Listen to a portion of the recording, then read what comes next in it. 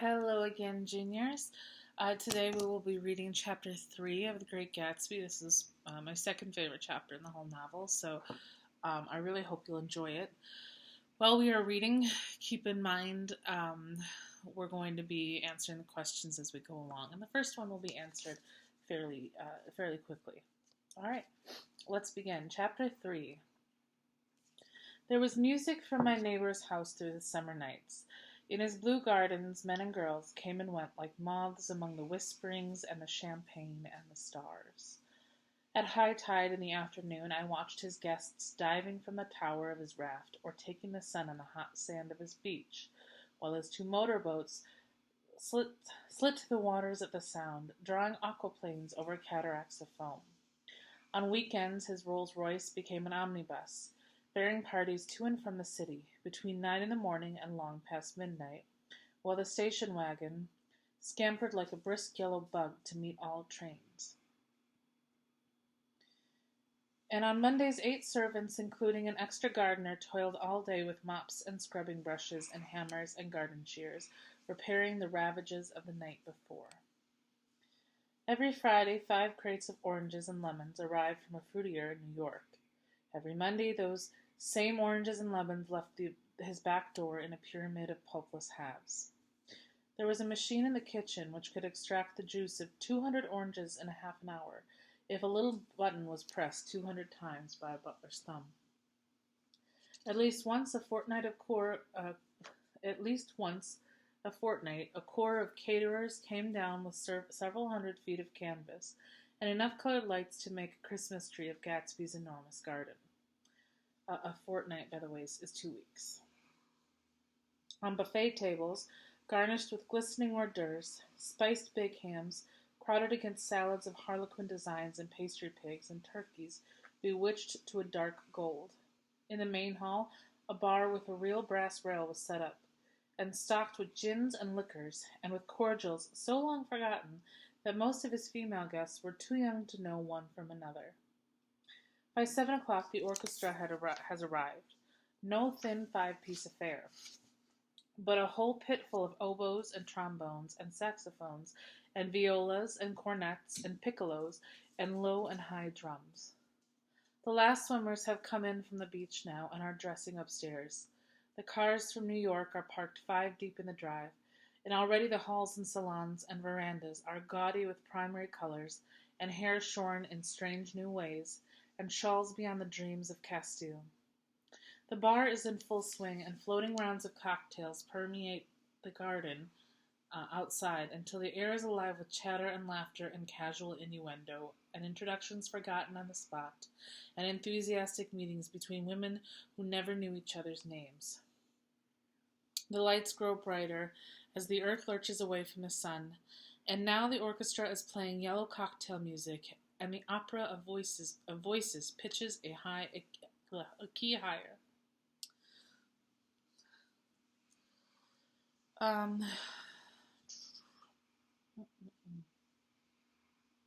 Laughter is easier, minute by minute, spilled with prodigality, tipped out of a cheerful word. The groups change more swiftly, swell with new arrivals, dissolve and form in the same breath. Already there are wanderers, confident girls who weave here and there among the stouter and more stable, become for a sharp, joyous moment the center of a group, and then, excited with triumph, glide on through the sea change of faces and voices and color under the constantly changing light. Suddenly, one of these gypsies in trembling opals seizes a cocktail out of...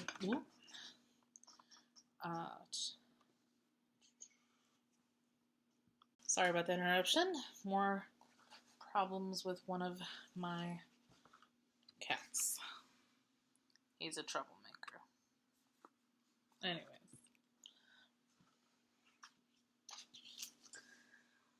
Alright. Suddenly one of the gypsies in trembling opal seizes a cocktail out of the air, dumps it down for courage, and moving her hands like Frisco dances out along the canvas platform. A momentary hush. The orchestra leader varies his rhythm obligingly for her, and there is a burst of chatter as the erroneous news goes around that she is Gilda Gray's understudy from the Follies. The party has begun. I believe that on the first night I went to Gatsby's house, I was one of the few guests who had actually been invited. People were not invited, they went there. They got into automobiles, which bore them out to Long Island, and somehow they ended up at Gatsby's door. Once there, they were introduced by somebody who knew Gatsby, and after that they conducted themselves according to the rules of behavior associated with amusement parks. Sometimes they came and went without having met Gatsby at all. Came for the party with a simplicity of heart that was its own ticket of admission. And now we can look at number 1. Excuse me. Nick describes the people who attended Gatsby's parties and says that once they're there, their guests conducted themselves according to the rules of behavior associated with amusement parks. Given this, what can you conclude is Nick's opinion of Gatsby's party's guests? To answer that question, if a group of people is described, a group of adults specifically, being described as acting as if they were in an amusement park, what do you think it's meant to say about them? Number 1, is it a compliment? Is it an insult? What sort of behaviors would be associated with somebody in an amusement park as opposed to somebody at a orchestra or concert? So given that, what do you think is Nick's opinion of the guests? All right. I had been actually invited. A chauffeur in a uniform of robin eggs blue crossed my lawn early that Saturday morning with a surprisingly formal note from his employer. The honor would be entirely Gatsby's, it said, if I would attend his little party that night. He had seen me several times and had intended to call on me long before, but a peculiar combination of circumstances had prevented it. Signed, J. Gatsby, in a majestic hand. Dressed up in white flannels, I went over to his lawn a little after 7 and wandered around rather ill at ease among swirls and eddies of people I didn't know, though here and there was a face I had noticed on the commuting train. I was immediately struck by the number of young Englishmen dotted about, all well dressed, all looking a little hungry, and all talking in low, earnest voices to solid and prosperous Americans. I was sure that they were all selling something, bonds or insurance or automobiles. They were, at least, agonizingly aware of the easy money in the vicinity and convinced that it was theirs for a few words in the right key. As soon as I arrived, I made an attempt to find my host, but the 2 or 3 people of whom I asked his whereabouts stared at me in such an amazed way and denied so vehemently any knowledge of his movements that I slunk off in the direction of the cocktail table, the only place in the garden where a single man could linger without looking purposeless and alone. I was on my way to get roaring drunk from sheer embarrassment when Jordan Baker came out of the house and stood at the head of the marble steps, leaning a little backward and looking with contemptuous interest down into the garden. Welcome or not, I found it necessary to attach myself to someone before I should begin to address cordial remarks to the passers-by. "Hello," I roared, advancing toward her. My voice seemed unnaturally loud across the garden. "I thought you might be here," she responded absently, as I came up. "I remembered you lived next door." She held my hand impersonally as a promise that she'd take care of me in a minute, and gave ear to 2 girls in twin yellow dresses, who stopped at the foot of the steps. "Hello," they cried together. "Sorry you didn't win." That was for the golf tournament. She had lost in the finals the week before. "You don't know who we are," said one of the girls in yellow, "but we met you here about a month ago." "You've dyed your hair since then," remarked Jordan, and I started, but the girls had moved casually on. But the curls had moved casually on, and her remark was addressed to the premature moon, produced like a supper, no doubt, out of a caterer's basket. With Jordan's slender golden arm resting on mine, we descended the steps and sauntered about the garden. A tray of cocktails floated at us through the twilight, and we sat down at a table with the 2 girls in yellow and 3 men, each one introduced to us as Mr. Mumble. "Do you come to these parties often?" inquired Jordan of the girl beside her. "The last one was the one I met you at," answered the girl in an alert, confident voice. She turned to her companion. Wasn't it for you, Lucille? I like to come, Lucille said. Or it was for Lucille, too. I like to come, Lucille said. I never care what I do, so I always have a good time. When I was here last, I tore my gown on a chair, and he asked me my name and address. Inside of a week, I got a package from couriers with a new evening gown in it. Did you keep it? Asked Jordan. Sure I did. I was going to wear it tonight, but it was too big in the bust and had to be altered. It was gas blue with lavender beads. $265. There's something funny about a fellow that'll do a thing like that, said the other girl eagerly. He doesn't want any trouble with anybody. Who doesn't? I inquired. Gatsby.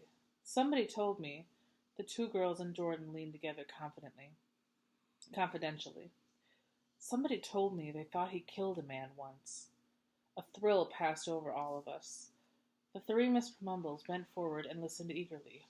I don't think it's so much that, argued Lucille skeptically. It's more that he was a German spy during the war. One of the men nodded in confirmation. I heard that from a man who knew all about him, grew up with him in Germany, he assured us positively. Oh no, said the first girl. It couldn't be that, because he was in the American army during the war. As our credulity switched back to her, she leaned forward with enthusiasm. You look at him sometime when he thinks nobody's looking at him. I bet he killed a man. She narrowed her eyes and shivered. Lucille shivered. We all turned and looked around for Gatsby. It was testimony to the romantic speculation he inspired, that there were whispers about him from those who had found little that there was necessary to whisper about in the world. I'm going to pause for a minute here because I want you to get ready to answer question 2, which is, why does Jordan want to leave the group from East Egg, and why does Nick want to leave the group? So you're going to be hearing that in just a moment. All right. The first supper, there would be another one after midnight, was now being served, and Jordan invited me to join her own party, who were spread around a table on the other side of the garden. There were 3 married couples and Jordan's escort, a persistent undergraduate given to violent innuendo and obviously under the impression that sooner or later Jordan was going to yield him up, her person, to a greater or lesser degree. Instead of rambling, this party had preserved a dignified homogeneity and assumed to itself the function of representing the staid nobility of the countryside, East Egg condescending to West Egg, and carefully on the guard against its spectroscopic gaiety. Let's get out, whispered Jordan, after a somehow wasteful and inappropriate half-hour. This is much too polite for me. We got up, and she explained that we were going to find the host. I had never met him, she said, and it was making me uneasy. The undergraduate nodded in a cynical, melancholy way. The bar where we glanced first was crowded, but Gatsby was not there. She couldn't find him from the top of the steps, and he wasn't on the veranda. On a chance, we tried an important-looking door and walked into a high Gothic library, paneled with carved English oak, and probably transported completely from some ruin overseas. And now you will be able to answer, you're about to be able to answer 3. Who is Owl Eyes? What surprises him about Gatsby's library, and why would that impress him? All right.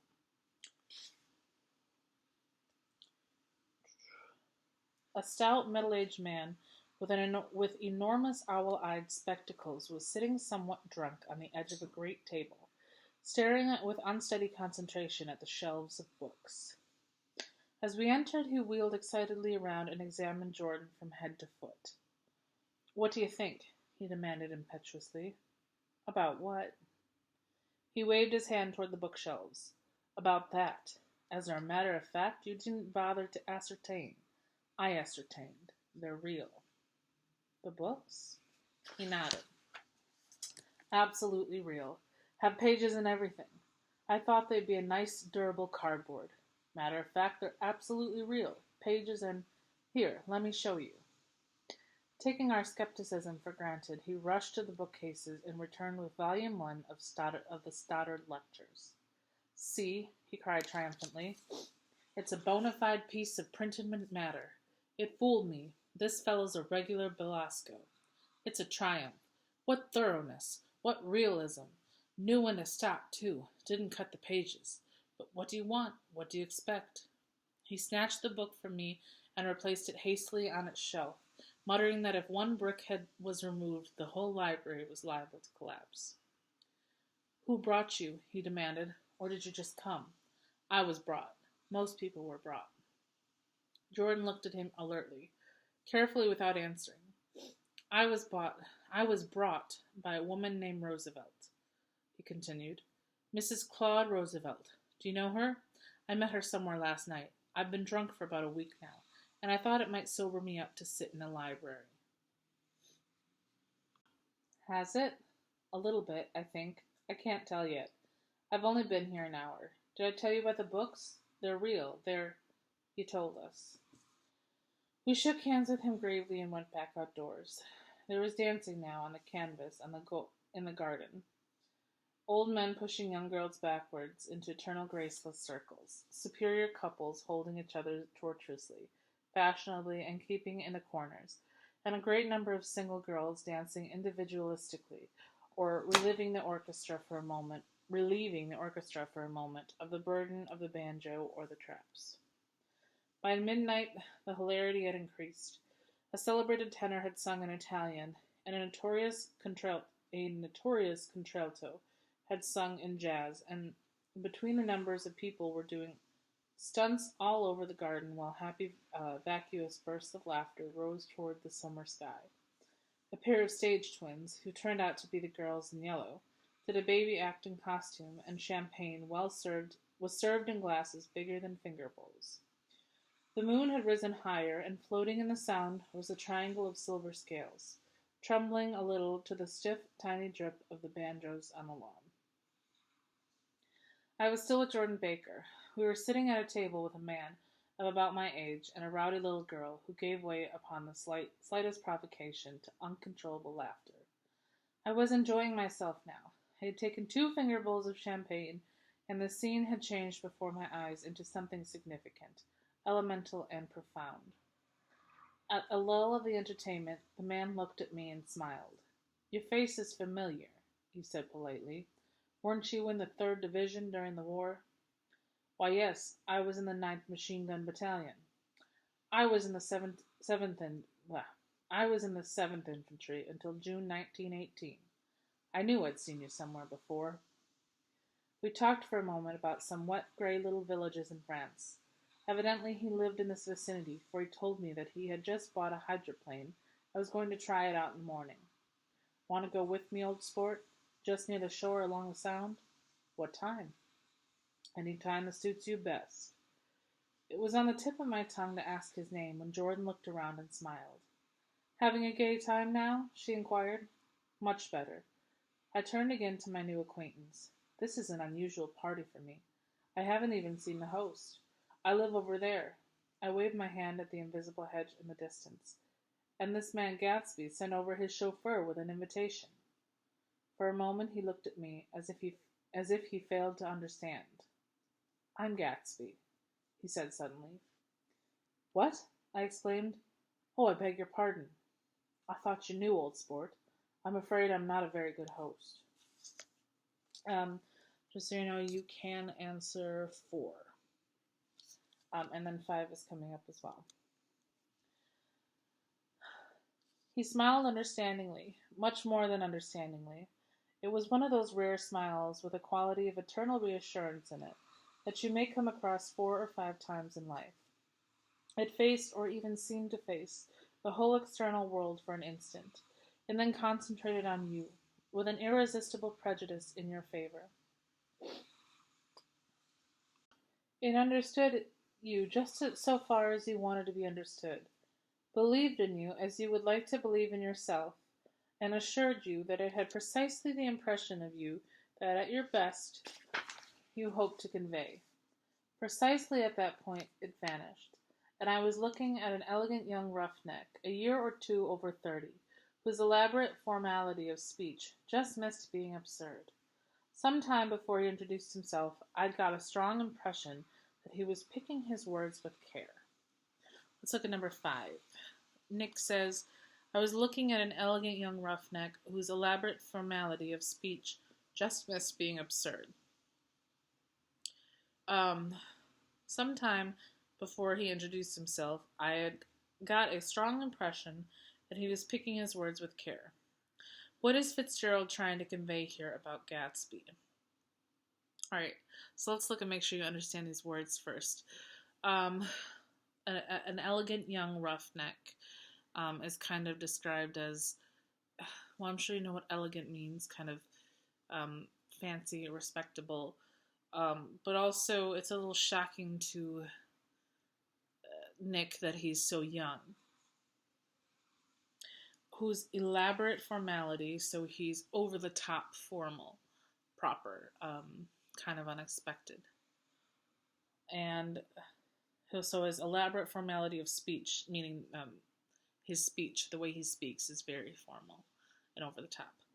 Just missed being absurd, so it's almost a little bit strange that the way he talks. Sometime before he introduced himself, I gotten a strong impression that he was picking his words with care. So before Nick even met Gatsby and realized he was talking to Gatsby, he had the impression of him based on everybody else, but he's heard that this image that he puts out there is purposeful. He wants people to think a certain way of him, so he acts that way, so people will. So, what is Fitzgerald, the author, trying to convey about Gatsby when Nick says this?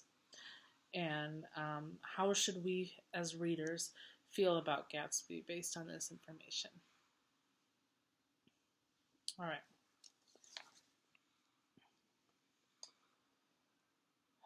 Where am I? Okay. Almost at the moment, almost at the moment when Mr. Gatsby identified himself, a butler hurried toward him with the information that Chicago was calling him on the wire. He excused himself with a small bow that included each of us in turn.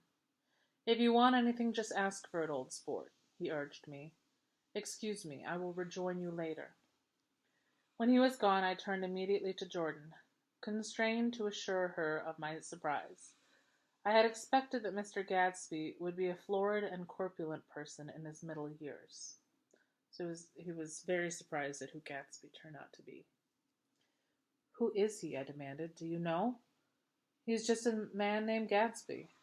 Where is he from, I mean, and what does he do? Now you're started on the subject, she answered with a wan smile. Well, he told me once he was an Oxford man. Oxford is a very prestigious college in England. A dim background started to take shape behind him, but at her next remark it faded away. However, I don't believe it. Why not? I don't know, she insisted. I just don't think you went there.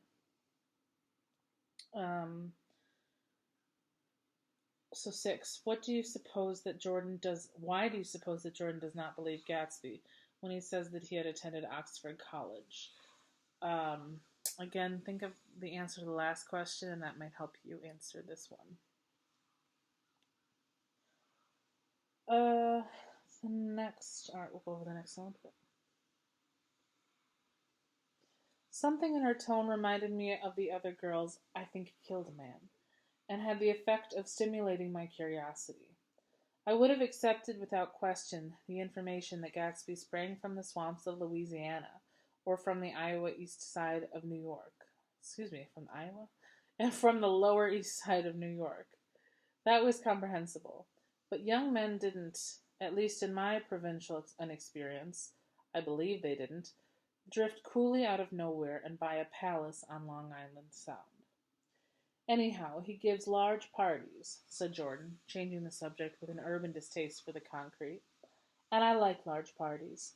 They're so intimate. At small parties, there isn't any privacy. There was the boom of a bass drum, and the voice of the orchestra leader rang out suddenly above the echolalia, I think, echolalia of the garden. "Ladies and gentlemen," he cried, "at the request of Mr. Gatsby, we are going to play for you Mr. Vladimir Tostof's latest work, which attracted so much attention at Carnegie Hall last May. If you read the papers, you know that there was a big sensation."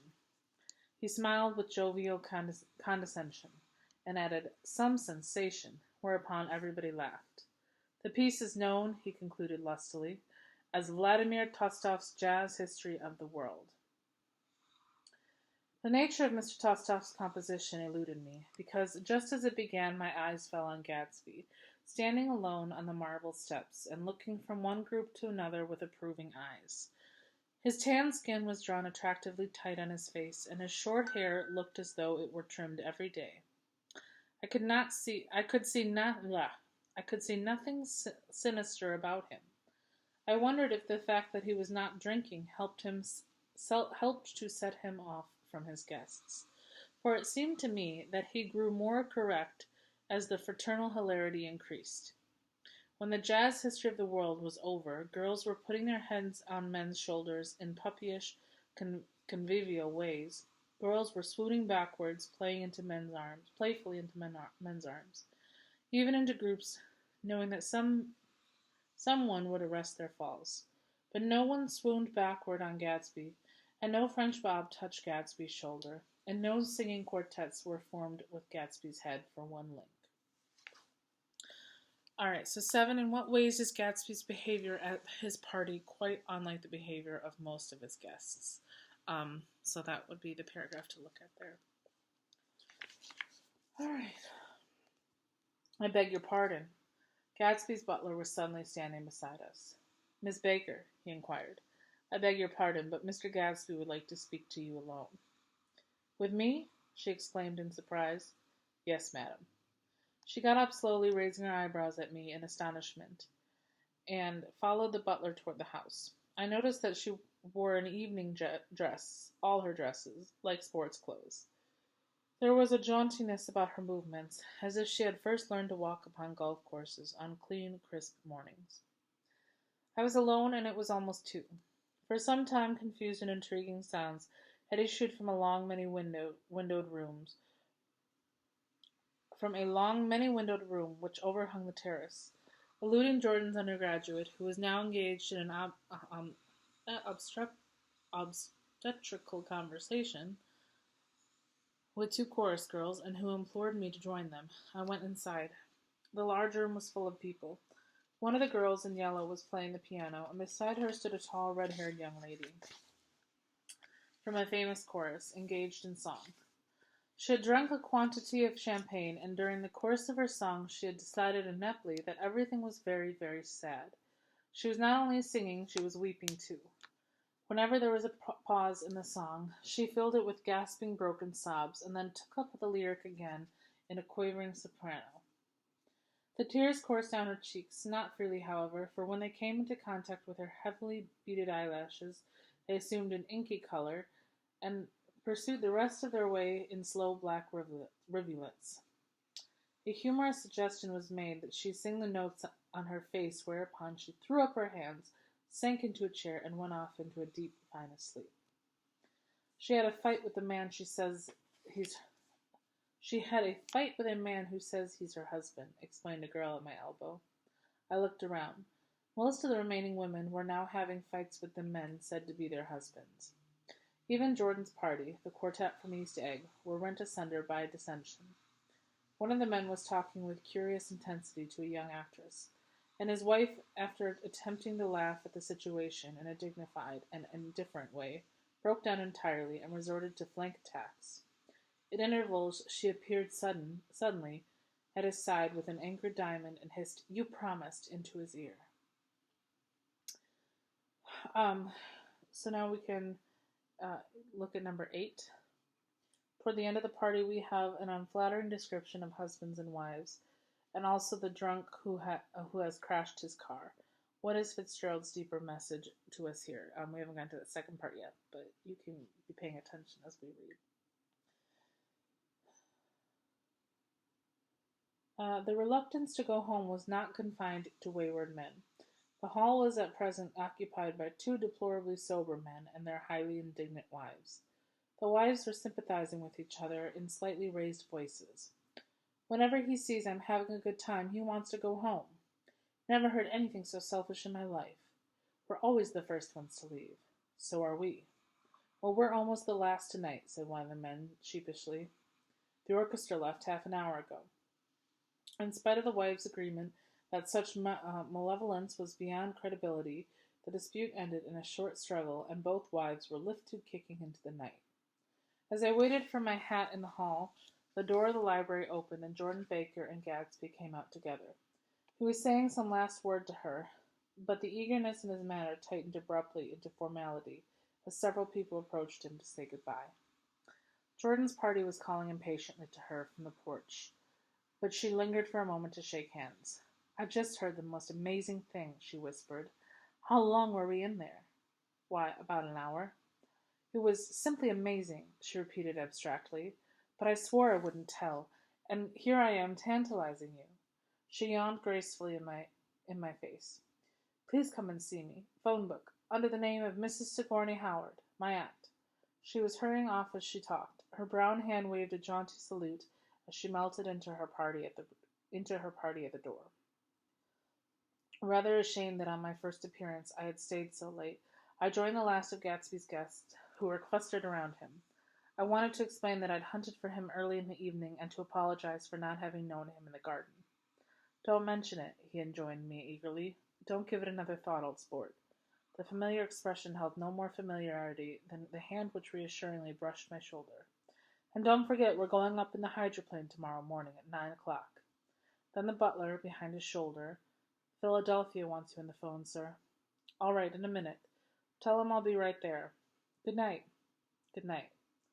"Good night." He smiled, and suddenly there seemed to be a pleasant significance in having been among the last to go, as if he had desired it so all the time. "Good night, old sport. Good night." But as I walked down the steps, I saw that the evening was not quite over. 50 feet from the door, a dozen headlights illuminated a bizarre and tumultuous scene. In the ditch beside the road, right side up, but violently shorn of one wheel, rested a new coupe, which had left Gatsby's drive not 2 minutes before. The sharp jut of a wall accounted for the detachment of the wheel, which was now getting considerable attention from half a dozen curious chauffeurs. However, as they had left the cars blocking the road, a harsh, discordant din from those in the rear had been audible for some time, and added to the already violent confusion of the scene. A man in a long duster had dismounted from the wreck, and now stood in the middle of the road, looking from the car to the tire, and from the tire to the observers, in a pleasant, puzzled way. "See," he explained, "it went in the ditch." The fact was infinitely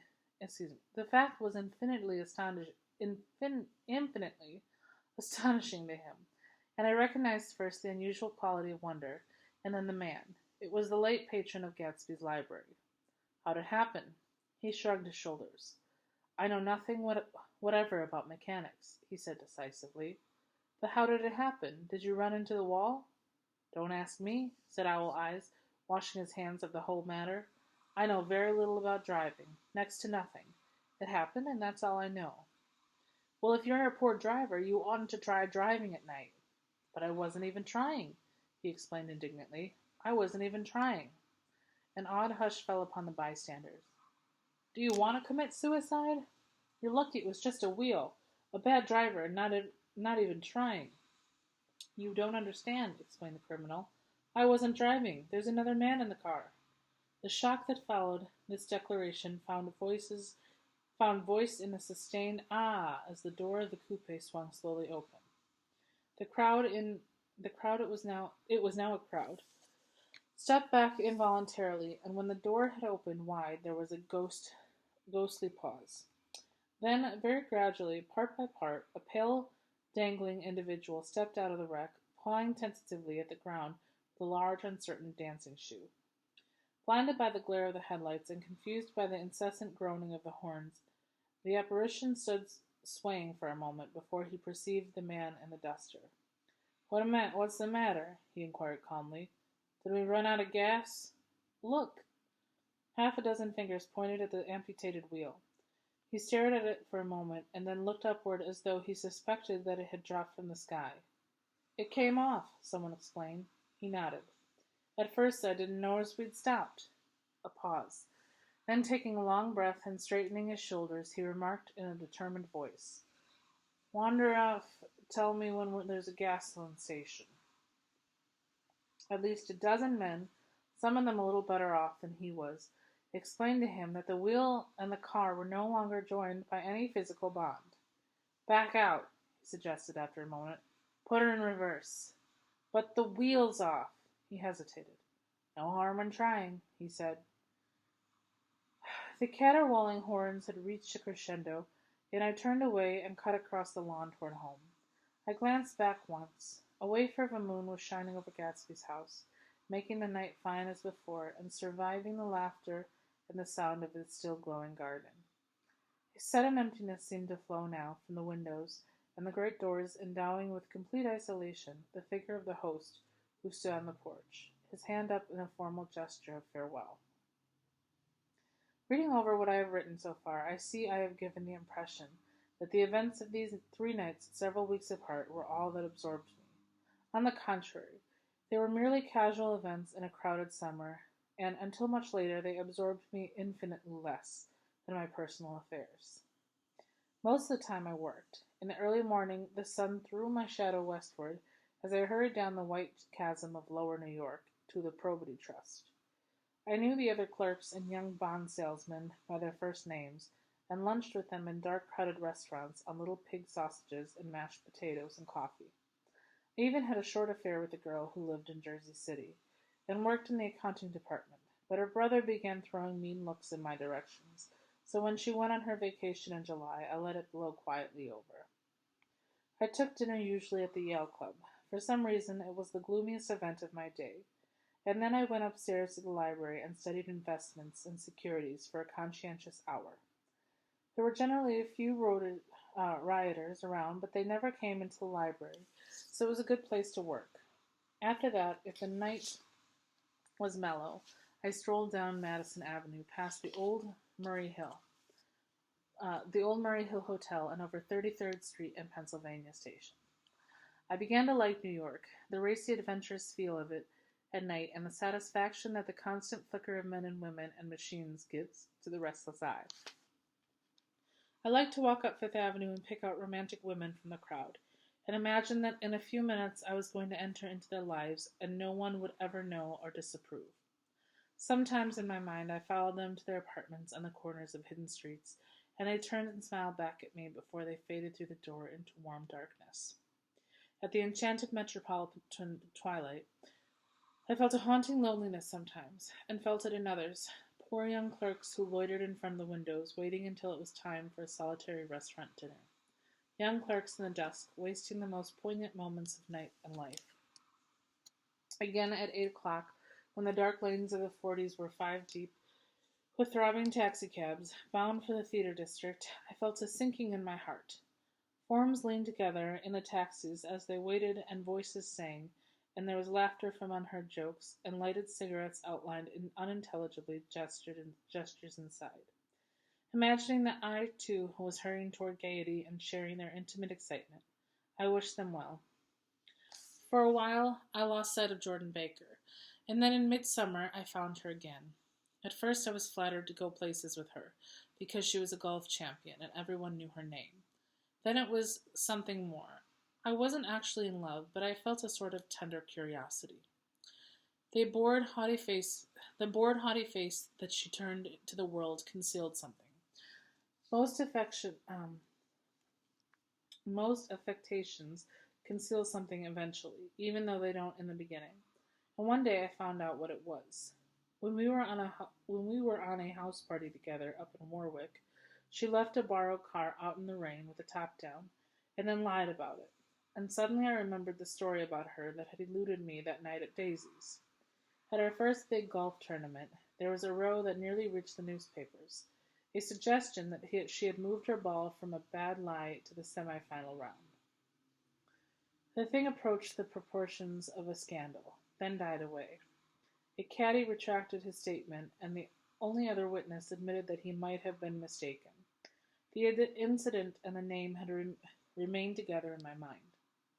Jordan Baker instinctively avoided clever, shrewd men, and now I saw that this was because she felt safer on a plane where any divergence from a code would be thought impossible.